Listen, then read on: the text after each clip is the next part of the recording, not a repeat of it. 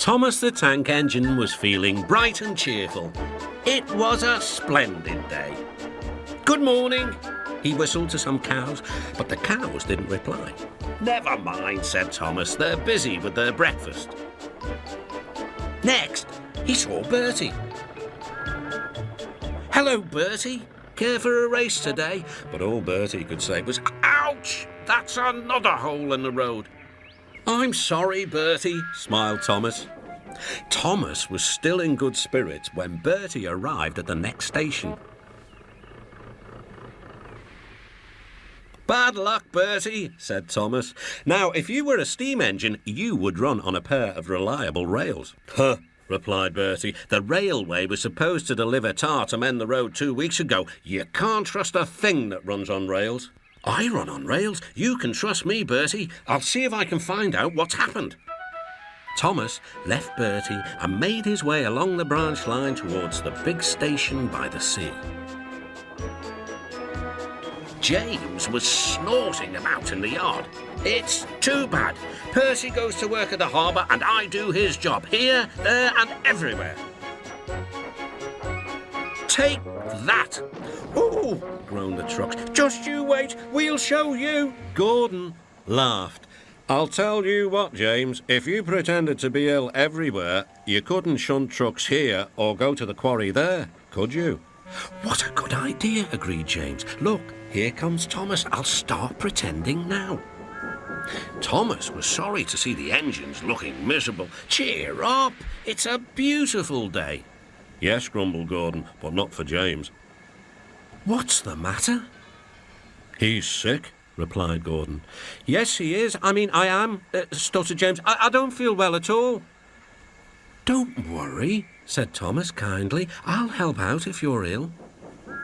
Gordon and James sniggered quietly to each other.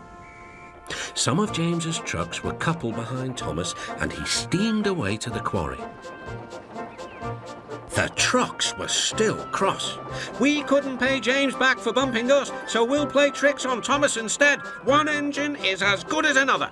But Thomas didn't hear them. He collected all the stone from the quarry and then set off back to the junction.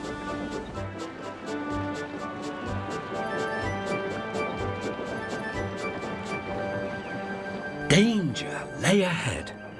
"Now for our plan," giggled the trucks. "Go faster, go faster." "Slow down," called Thomas's driver and applied the brakes.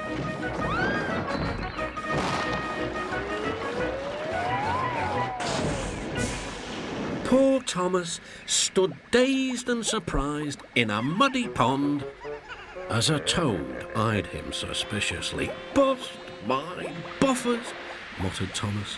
The day started so well, too. Duck pulled away the trucks, and Edward helped Thomas back to the junction. Suddenly, Thomas remembered about the missing tar. He told Edward all about it. "That's strange," said Edward. "A truck full of tar has been left at my station. That must be it. Driver will make sure it gets to Bertie now." Later, James spoke to Thomas. "I'm sorry about your accident," he muttered. "And so is Gordon. We didn't mean to get you into trouble." "No, indeed," spluttered Gordon. "A mere misunderstanding, Thomas. All's well that ends well." Just then, Bertie arrived. He looked much more cheerful. "My road's being mended now." "Oh, I am glad," replied Thomas. "Thanks for all you did. Now I know I can trust an engine, especially if his name is Thomas." Gordon and James puffed silently away to the shed. But Thomas still had company. "Well, well," he sighed. "What a day for surprises." The toad, who was looking forward to a ride home, noisily agreed.